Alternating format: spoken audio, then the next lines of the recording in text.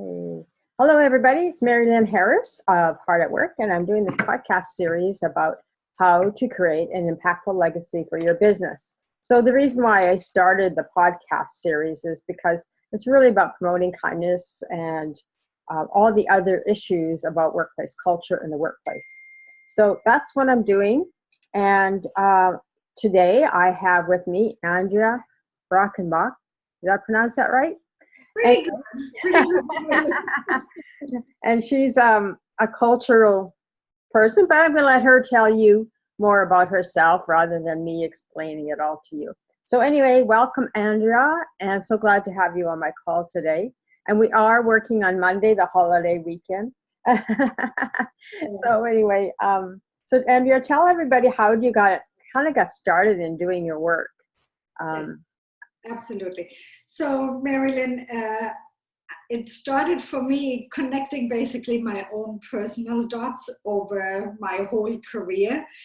My background, you might hear from my accent that I grew up in Germany, so I have a German accent still a little bit, but then I've lived in the US for a long time, over 25 years. Yeah.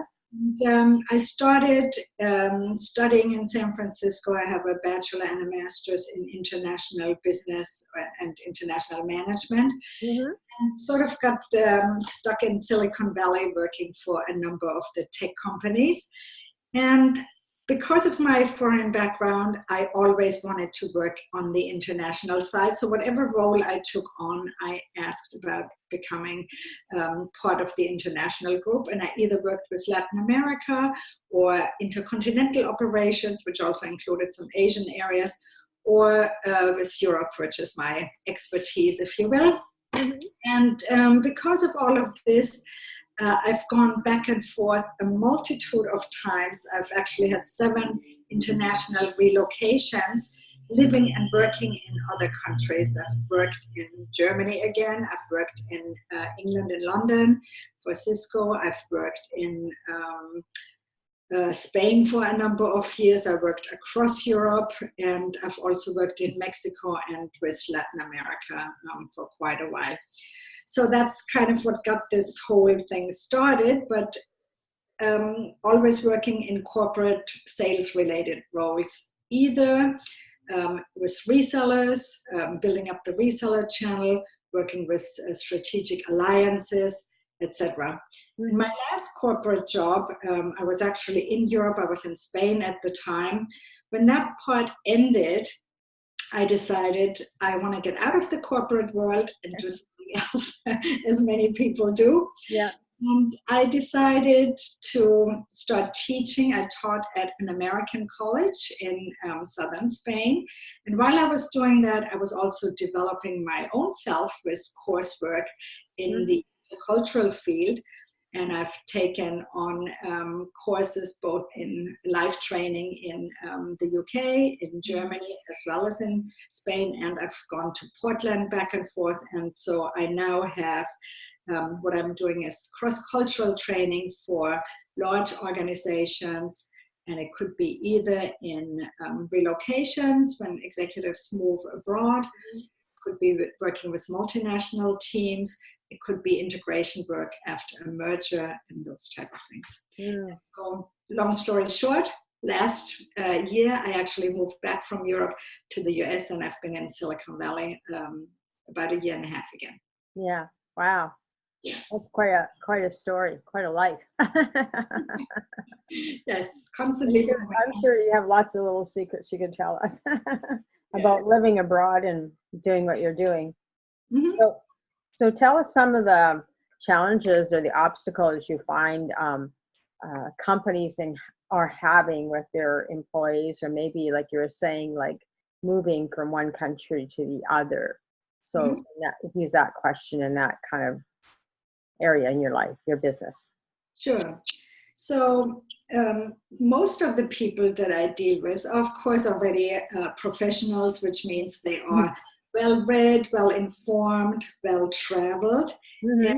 And they already know a lot of the international aspects of their jobs. However, what comes often is when it goes deeper, and this is where my work starts, is I sharpen their intercultural intelligence or emotional intelligence, if you will, and work much more specifically either getting them knowledge, facts and figures of the particular country they're moving to, or if they're coming from abroad, like about Silicon Valley or the US, including, you know, politics, history, what have you. But in addition to that part, which is what I call living in the country, right, the other part, which is actually working in the country, and there are a number of different areas of cultural differences and cultural misunderstandings that come about because people tend to go from their own filter of how they tend to work with people to a different way of working with people, and that's where I help them. Okay. So take us from the time that you work with a client until in that cultural realm of different countries. Take us from the time you work from a client until you're finished with them. Can you walk us through that process? Yes. So normally I do workshops. They could either be half day or full day workshops, and depending, sometimes it's longer if it's less time involved over a period of time. But the people, they usually have some challenges already when they engage me. And speaking of a work environment, and let me do something specific in the German American, because that's probably my deepest knowledge. Okay, Starting out with, if foreign executives work with Americans, the challenge is always they work in English because that happens to be the international business language nowadays. Right. And even though they speak fluently English, some of the meanings are different because they might have learned British English or some other type of English at school, which is quite different than everyday colloquial English. And so there might be already some misunderstanding relating the language. I give you one example. When you work in the US, especially in Silicon Valley, and you're thinking of the word prototype, you're thinking of some kind of alpha version of a particular product or software or what have you. In Germany, they're using exactly the same word prototype, but it means it's a fully functioning model. And so when people talk about prototype between here and there, what one expects to receive is completely different than what the other expects to receive. That would be a concrete example. Another example might be, staying with the German-American relationship, let's look at a software company that has a software development project, and the planning phase in the US tends to be very short. And then you do a long implementation phase because you have several different versions. You have a version after it gets released to the customer. The customer decides he wants to have some changes. Yeah. You tweak it, you reintroduce version whatever 3 or another version, and on it goes back and forth, which is actually in one sense very good for the customer because you get the customer input right into the product. But on the other hand, it's never a completely functioning, you know, there's always something missing perhaps. So for example, the US does that because of immense competitive pressure. They want to be fast in the market, all of this. The same scenario in Germany is a long planning phase and a short implementation because everything is already fully thought through. All the potential problems are being discussed in the planning phase, and they have a quick implementation.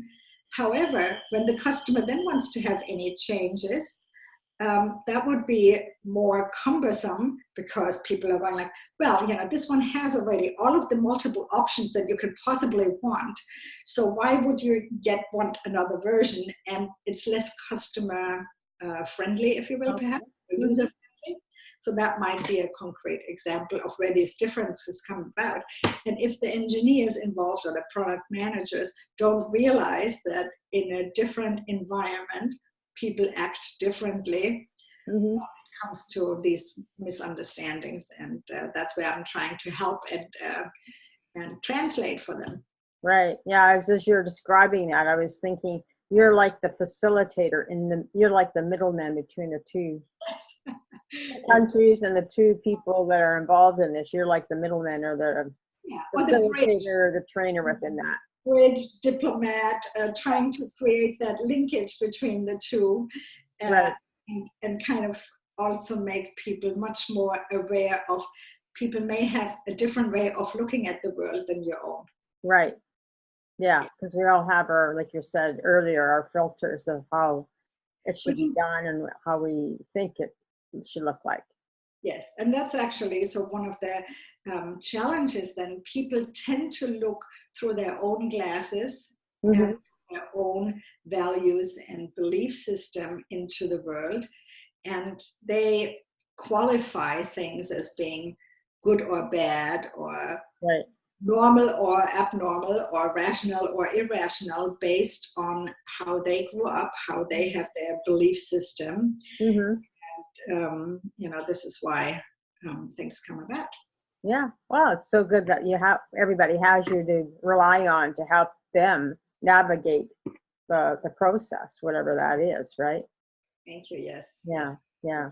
So do you get involved too much with the workplace issues, or is it just mostly about dealing from one country to the other? Do you It's do you deal strictly with a lot of cultural. people stuff? Yeah. It's cultural things that I work with. Of course, there are portions that are sort of like blending from one side to another, Right. but it's mostly, let's say, for example, you have a team here in the US in the research and development area for a multinational corporation that is based someplace else. Right.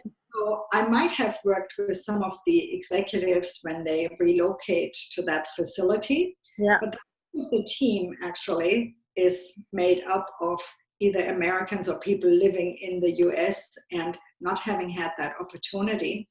So to actually have some kind of a program for that workforce to kind of discuss these things and to perhaps have some sort of like a few hours of knowledge that they are receiving, and to get them in the right frame of mind, that might be helpful. Yeah. Yeah. So what are most of your types of workshops that you said you do a lot of workshops? So what are the workshops really about? Yes, as I mentioned, sometimes I contract for relocation companies. Mm-hmm. People move abroad, they get part of the relocation project, of the relocation package that they're receiving.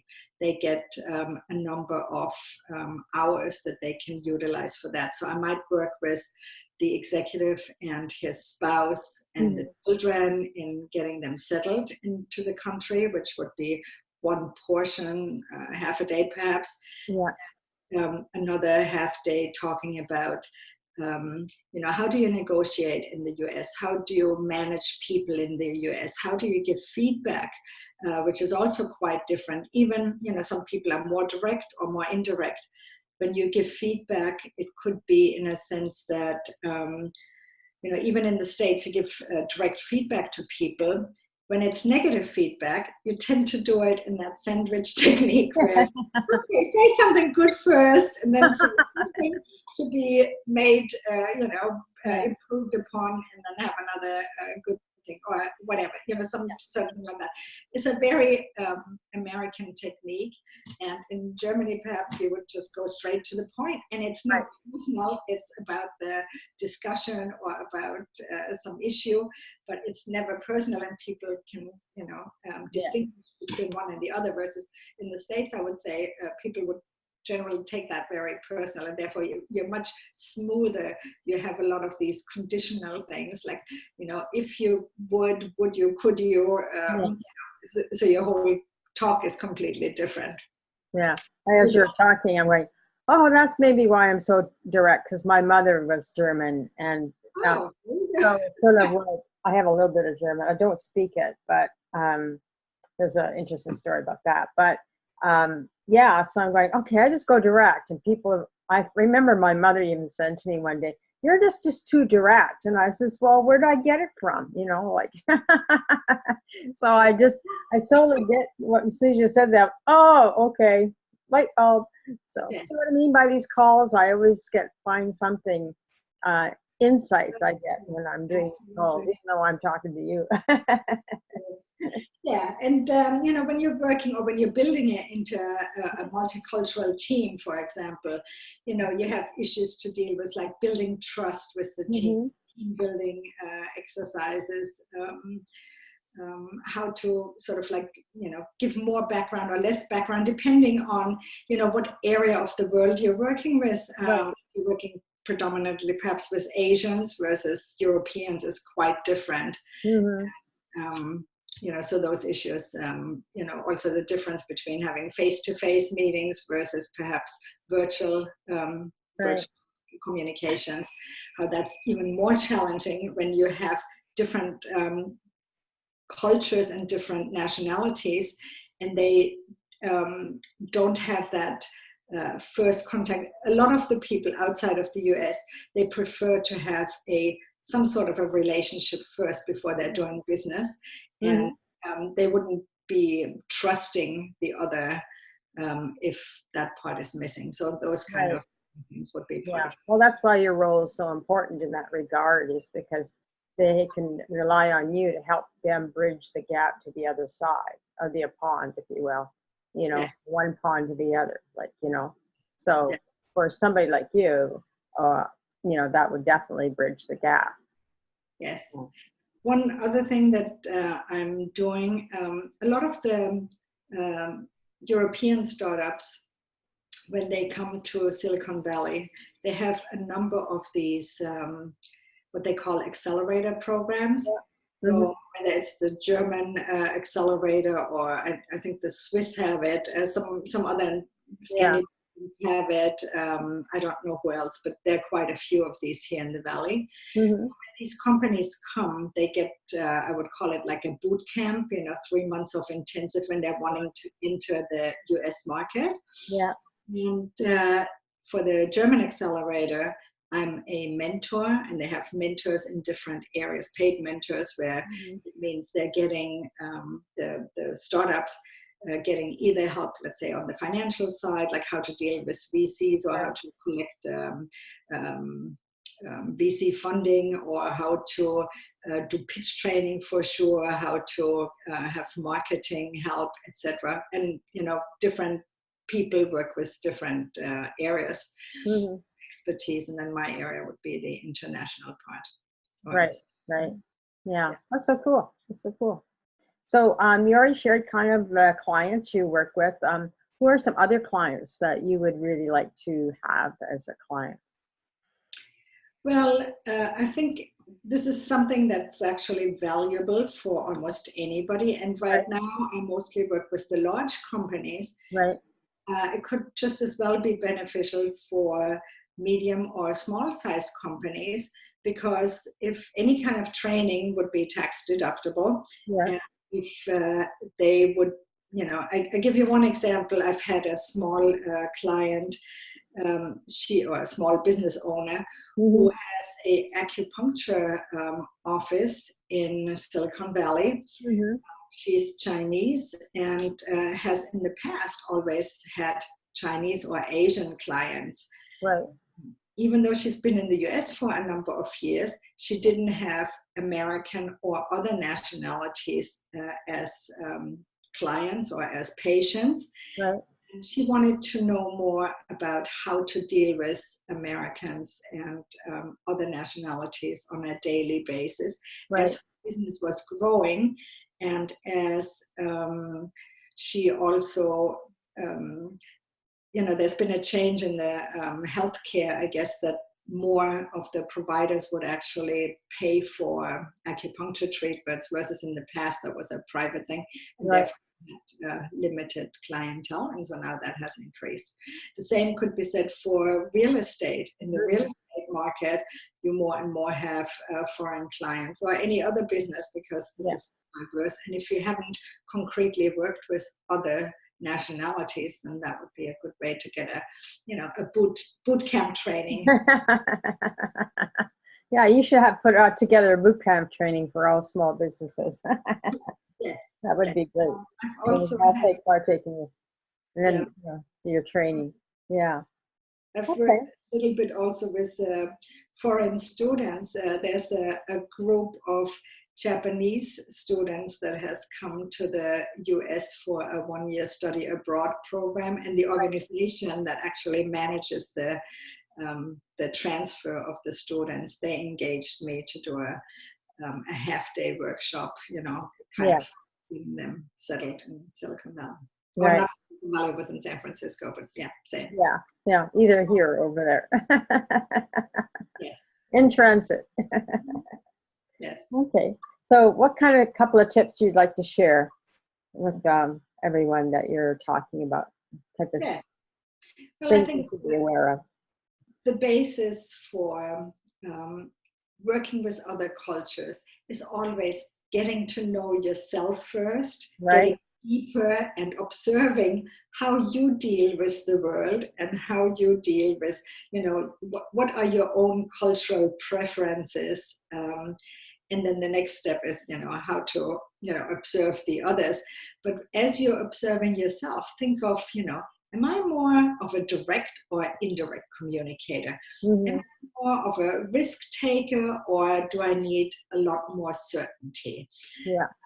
How flexible am I to deal with time? How task-oriented am I, or do I need people? Is that do I need more people? Am I more people-oriented versus the task? Those kind of things. And that kind of gives you an indication already how to perhaps see somebody else differently. And then when it comes to, seeing the differences, being open, being curious, asking questions, being empathetic, a lot of these things, I think that would be the start of anything. And when in doubt, ask questions and don't make assumptions and prejudge people. Yeah, that's so well said. Thank you, Andrea. So I'm so glad to have you on my call today. So I'm just going to end the call unless you have any final things you want to say. Thank you for having me on the program, I guess. And obviously, I think you will post my information on your website. Absolutely. Yeah, we've been promoting it. Absolutely. Thank you, everybody, for joining us today. And you'll see Andrea at podcast.heartatworkonline.org. And of course, we'll be posting it on social media so you can find out more information about her and her upcoming workshops. Maybe she'll post them there for us as well, or help us with that. And we'll take care and have a great holiday Monday. And we'll talk to you all soon. Thank you for joining us. Bye. Happy Labor Day. Bye.